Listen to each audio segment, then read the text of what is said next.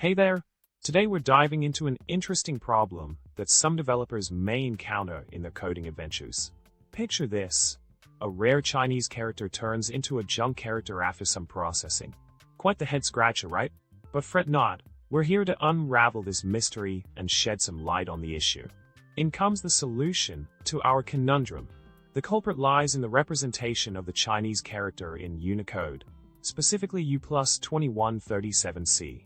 This character isn't your run-of-the-mill, basic multilingual plain character, so it plays by its own rules.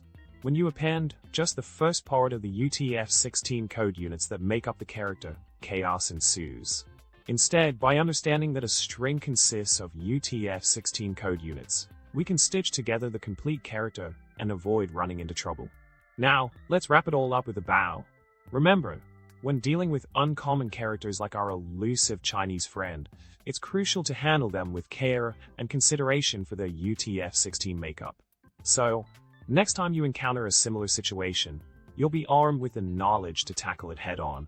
Thanks for tuning in, and remember to subscribe, like, and comment below with your thoughts. Until next time, happy coding!